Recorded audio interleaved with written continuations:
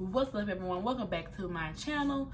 So first, I know I always say in today's video we're going to be doing this, but this video I decided to tell you guys how my weekend went. So I don't know if you can tell, I don't know if my eyes look a little funny, but I know this eye was swole earlier today and it was swole yesterday.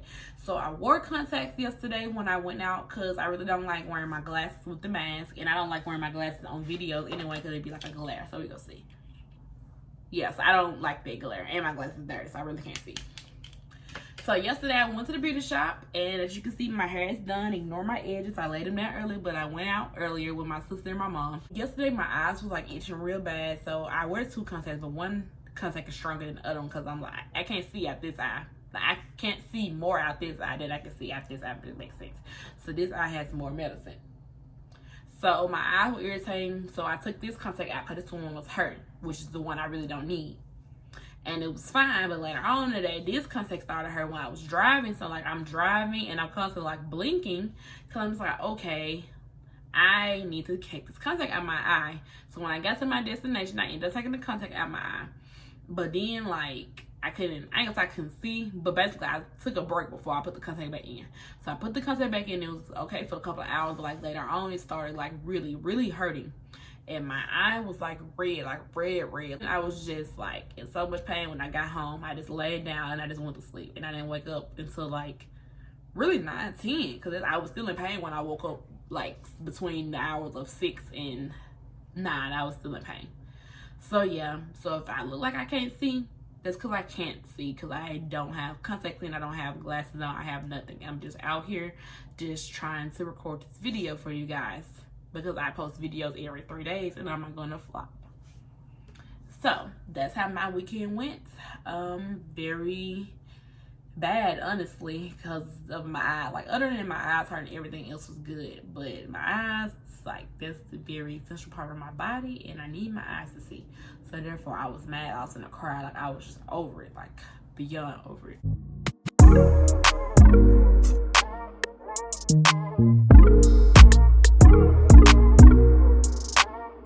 In today's video I will be naming my top 10 Disney movies for you guys, and I know that me just naming my Disney movies is kind of boring, so I'm going to spice it up a little bit by saying like different things I like about the movies and like different lines, like my favorite lines from the movies. I really enjoyed preparing for this video because I got to watch all these Disney movies over and again. Like I have Disney Plus. If you have Disney Plus and you don't watch it, you should really watch it because it's a lot of good stuff on there. Or if you're thinking about getting Disney Plus, you really should get it. All right, so coming in number 10, we have Muppets Most Wanted. So I have always loved the Muppets since I was a little girl. So this Muppets is when the evil frog stole Kermit's identity and was stealing the stuff out of the museums, the expensive stuff at the museums. So one reason I picked this movie is because I like the song when they said we're doing a sequel and they started throwing out sequel ideas. Like all the sequel ideas were ugly, and then they said, hey, how about we do a world tour? It was like, yay, let's do it. Basically the evil frog blew up the prison and stole Kermit's identity, and his friends didn't even notice. Like towards the end of the movie, no one knew that Kermit wasn't Kermit except for Animal. And he was just like, no one knew it was me. It wasn't me besides Animal. Like, what? So, and also their tour manager was working with the evil frog, so it made it even easier for him to just come in and infiltrate the Muppets like it was all good. You probably sound like I say Muppets because my niece and my nephew keep on saying the Muppets, and I keep on having to correct them, but now it's like I'm saying it. The new frog was letting the cast do whatever they wanted to do when Kermit used to be like kind of strict, and that's why they was really ignoring the fact that it wasn't him, because they was actually getting what they wanted. So I felt like that was kind of funny because they just really forgot all about Kermit just because they was doing whatever they was able to do. Walter was confused. So Walter was a new addition because when they made the Muppets, then they made the Muppets Most Wanted. So Walter, he was confused by everything that was going on, because he knows that Kermit is like not the type of person to just let you do whatever you want if it was like stupid or like dangerous. So he was kind of confused. And another song that I liked in the movie was the No More Questions song during the investigation, when they was in the investigation room. Like, if you have never seen the Muppets Most Wanted, I will highly recommend it. But if you don't like musicals, then don't watch it, because you wouldn't enjoy it. The next one coming in at number 9 is Frozen 2. Now, I like all the songs of Frozen. My favorite song is Into the Unknown. Like, I could just play that song without even watching the movie, like, because that song is, like, very good. Olaf is so cute. He's so innocent. He really just thinks like he's very optimistic. Like, one of the songs he sung in the movie was, "This will all make sense when I get older." Like he made it seem like all the stuff that was happening to him. He made it seem like all the stuff was happening to him was just like he didn't understand because he was young. When Elsa started hearing the same voice that her father heard, she kept it to herself. So Anna asked her, like, what's going on? And she said, "I woke up the magical spirits of the enchanted forest." And Anna was just looking at her like, "You did what?" So I think it was real funny.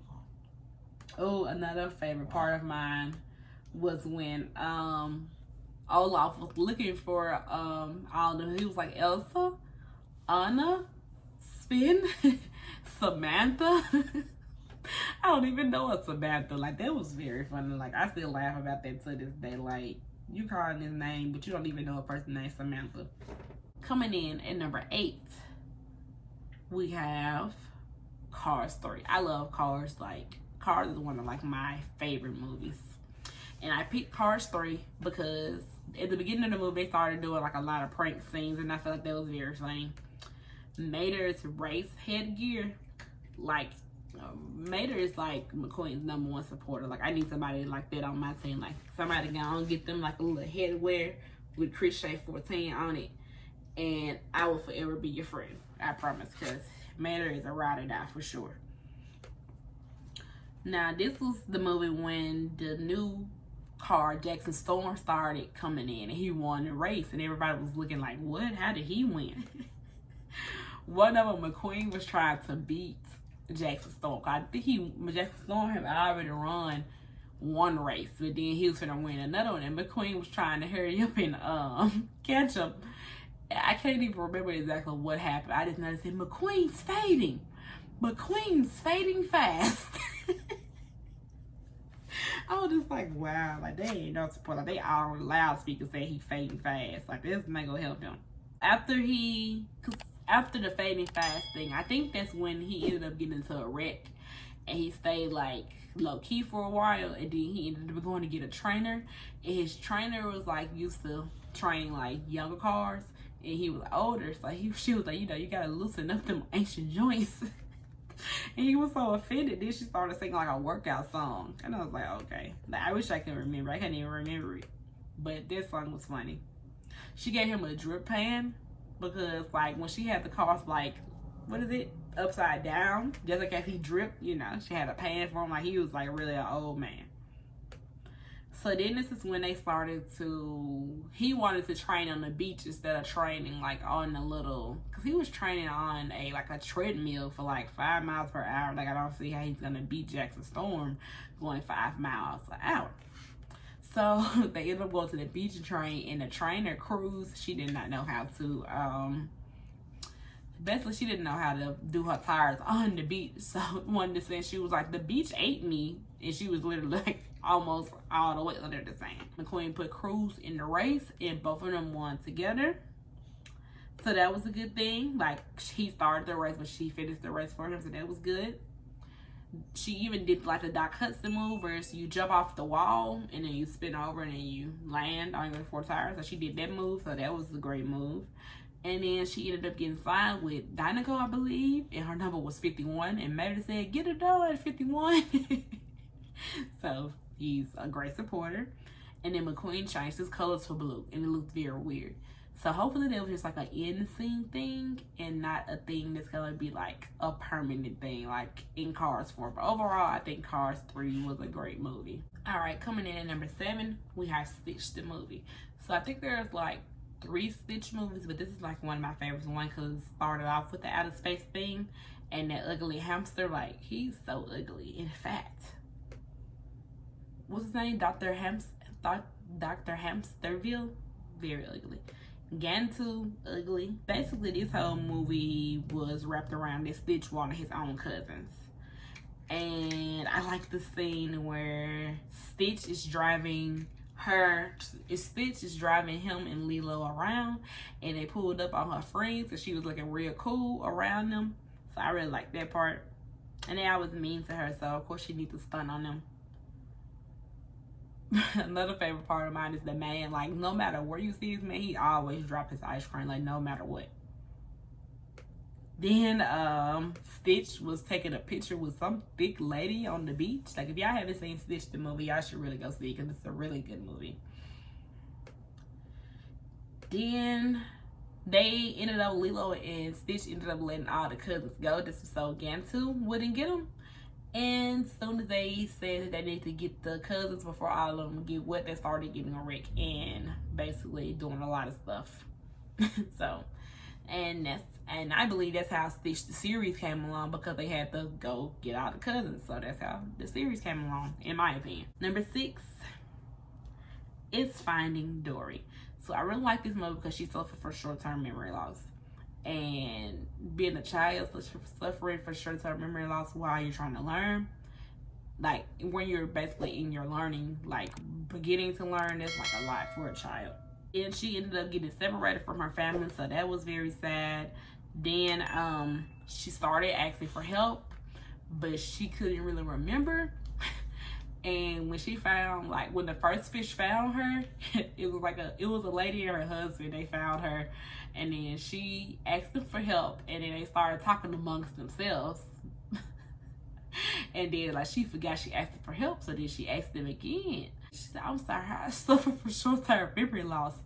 And the husband was like, "Short-term memory loss?" Like, yes, sir, short-term memory loss. As she was growing up, asking for help, it was like very sad, because like she couldn't get the help she needed to actually find who she was looking for. And over time, she started to forget who she was looking for. So that's how she really ended up being with Marlin and Nemo, because she forgot what she was looking for, or who she was looking for. She finally remembered her parents, and she swam off real fast, and Marlin and them had to go catch her. And Marlin was like, "Why every time we're on this reef, someone is trying to leave? Can't we just enjoy the view?" Because, you know, in Finding Nemo, Nemo left the reef also.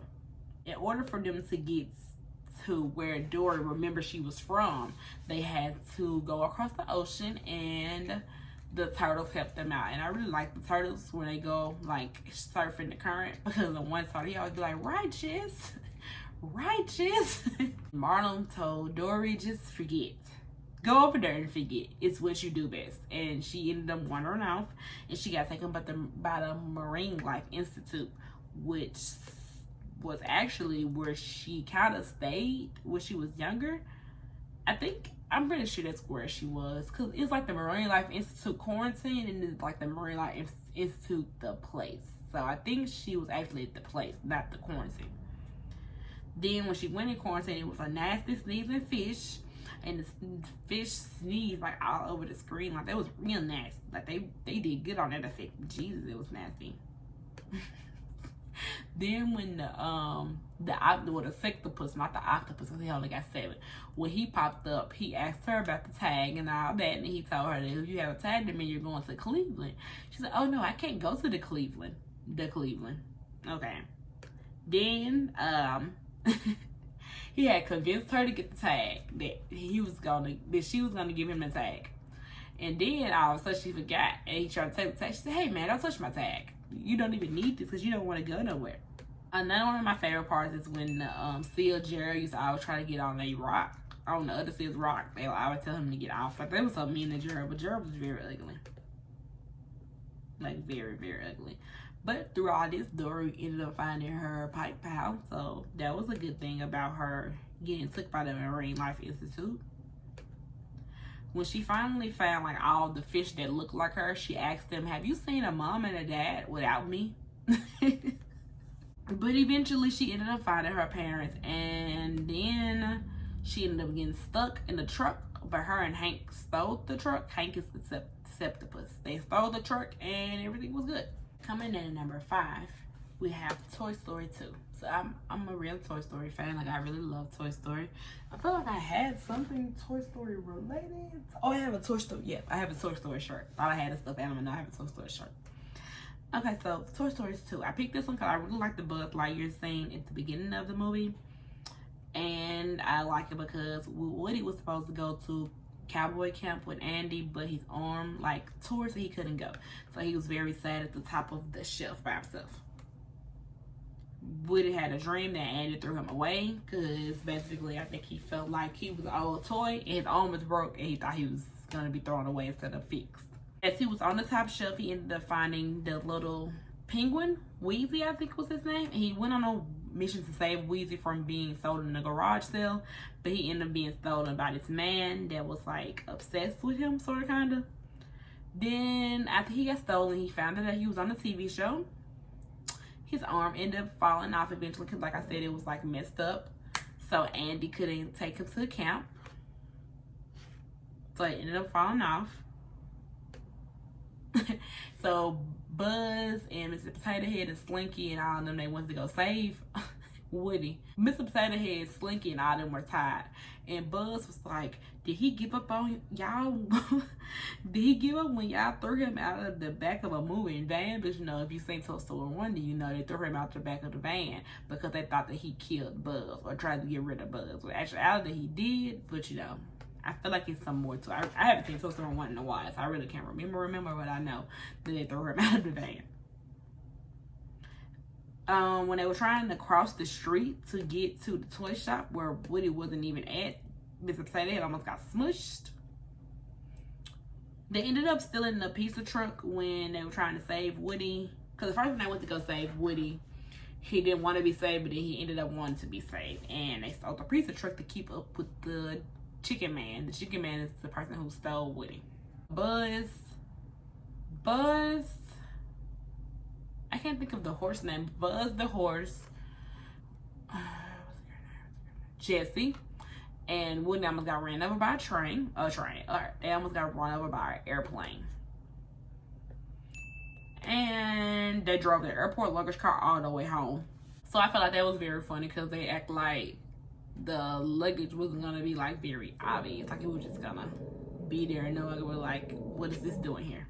Coming in at number 4, we have Aladdin with Will Smith, which this is a 2019 Aladdin. I picked this Aladdin because I have a crush on Will Smith, so obviously I'm gonna pick the one that he's in. But I like all the songs. Will Smith's Genie was very funny. I really like Abu because he steals a lot, but he steals for like a good reason, not just for like because he wants it, because he needs it. Some stuff he needs, not everything. They call him a street rat. They call Aladdin a street rat, not Abu. But Aladdin is really kind and clever. Like, even though he ended up getting some food for some stolen merch, he ended up getting the food to the kids. Now, Boo, he put the food in his pocket because he was not giving his food up. I like when Will Smith was talking about his experience in the lamp. He was like, brass. When he was turning Aladdin into a prince, he was like, I'm about to fabulous you. Like, fabulous not even a word, but I'm about to fabulous you. That's why I need somebody to tell me, yeah, boo, I'm finna fabulous you, like you finna be out this world. Another reason I like it, when he finally made Prince Ali's outfit, he said, somebody put me out. I'm hot. The genie's on fire. I will watch the movie over and over again just for Will Smith. The Prince Ali scene was my favorite because I really like love that scene. Like, it's just amazing. Like, I watch this scene over and over again too. And I need to learn to dance. I think they got the dance on TikTok. Follow me on TikTok. It's the same as my YouTube name. So KRISSHEA14. Then when the genie and Prince Ali got into the palace, Aladdin was trying to help the genie, like, say different stuff, and he was like, don't help me. Then he touched him. He said, don't touch me. Coming in at number 3, we have Lion King 1.5. I really like Lion King 1.5 because this is from Timon and Pumbaa's perspective of the movie. And come to find out, they were in a lot of the scenes, actually. Like, they were like in the back, so you really couldn't tell, but they was there. the song that first came on was Quick Before the Hyenas Come. So the what is him? He's like, I don't even know what Timon is, but whatever he is, basically was trying to dig the tunnel or get the tunnel together before the hyenas came, and Timon ruined the whole tunnel. And then he was like, I was just trying to shed a little light on our pathetic existence. Like, he was trying to make a hole with a skylight. Like, I don't understand how that would work. His mom told him, said, everything that the light touches belongs to someone else. Like, that's a very encouraging speech, Mom. Thanks. So when Timon and Pumbaa finally linked up, they were both shaky. Like, they were both scared of everything. Pumbaa's fart was like very stinky, like it would like clear out everything. Like, that's why no one wanted to be around him, because it was so stinky. Pumbaa was making bubbles in the hot spring, so it was Timon, Pumbaa, and Simba, and they were all in the hot tub. But when Pumbaa got out the hot tub, the bubbles were gone. So Pumbaa was the one making up all the bubbles, so that was kind of nasty. So coming in at number 2, we have Inside Out. So I really like this movie because all the memories were like in little color balls. So if it was something to deal with fear, it would be in purple. Disgust, it would be green. Joy, yellow. Sadness, blue. Anger, red. So I really like how it was different colors. And then like the memory ball, they would show like what the memory is. So joy, well, anybody could go back and hold the memory ball and just do this, and it will rewind and show you the whole thing. So I really like that. The funny part is, if Riley was to get a brain freeze, then all the emotions would freeze as well. So I think that was really funny. Another part that I enjoyed was when everything was going good in Riley's life, they moved. And as she was looking around the house, the emotions in her head was saying, oh, this is this, oh, this is that. So I like how that was going along, because it's like really how her face was looking, like she was mad, disgusted, fear, all of that. She started crying at school, so that's like very embarrassing to be crying at school on the first day. Sadness and joy ended up going to long-term memory, which is very far from like headquarters, so they was like very, very far and didn't know how they was going to get back. Since joy was gone, and joy is like over happiness, all the other emotions, which was fear, anger, and disgust, was trying to act like joy, but since they're not joy, they couldn't make her feel happiness. So that didn't work out. Multiple islands like fell from out of Riley's brain, but once Friendship Island fell, sadness was like, goodbye friendship, hello loneliness. It was something else in Riley's head. It was arguing over the hat, and he was like, your hat says my hat says that. Like, and the other dude was like, no, my hat says that. It's like, okay. Riley ended up wanting to run away because she was tired of, basically she made better memories in her home versus where she was now, so she wanted to run away. Coming in at number 1, my favorite, 101 Dalmatians. And if you know me, you know that the only reason I really love this movie because it has dogs. So, and another reason I like this movie because it's from a dog's point of view. So any movie that's from a dog's point of view and it has dogs in it, sign me up because I will watch it. This is 101 Dalmatians, the cartoon version. So from a dog's point of view, I like the Cruella de Vil song. That was real. Well, that was real. I ain't gonna say it was real nice, but it really described her to the T. Pongo almost passed out. Oh, he heard that all the puppets were coming out, and then he ended up having 15 and all. Cruella tried to come and get the puppets from them, and they was like, no, we're gonna take care of them. And she laughed at them because, I mean, it is hard. Excuse me, it is hard to take care of like 15 puppies, like 15. Then they're gonna grow up. Like, that's a lot. Roger was scared of Cruella because he started stuttering when he was trying to tell her, like, no, we're not gonna sell you these puppies. Like, he real shaky. One of the puppets, he always say, I'm hungry, Mom. I really am. No, I'm hungry, Mother. I really am. Not Mom, Mother. I had to make sure you get that part right. Pongo was trying to give a message to the Great Dane to let him know like there were puppies missing, and Roger was interrupting him, and he only finished half of his message. The dogs, Pongo and I can't remember the wife's name, but they left their owners just to go look for the puppies on their own. And when they found the puppet, they busted in the window ready to fight, and they bit one of the robbers' booties. I really like that part. That part was really funny because he was so shocked, like they wasn't to get you. Like, these might be some Dalmatians, but they feisty. One of the men called them spotted hyenas. Like, he was so mad, like, no, these are Dalmatians, boo, not no spotted hyenas. Then once they finally got away from the robbers in Cruella, they realized like they were like, it wasn't just their puppies that got stolen. Like, it was puppies like all over the world who got stolen, and in total there were 99 puppies. In order to get away, they had to travel in a blizzard, and luckily they found shelter. They disguised themselves in, it's like the ash. I think it's the ash that covers like the fireplace. So like the dark, but yeah, ash is black. So they disguised themselves in that. Once Cruella realized it was them, she tried to knock the truck off the road that they were getting away in. And once they made it home, the maid was running back to the door when she heard them barking. Alright guys, well, that officially completes this video. I have given you guys my top 10 Disney movies. So if you like this video, make sure you give it a thumbs up. If you are new to my channel, make sure you hit that subscribe button. We are on the road to 100 subscribers, so share this video with your friends and family and anyone else you can think of. Comment down below if any of these movies are in your top 10 Disney movies, and let me know your top 10 movies as well.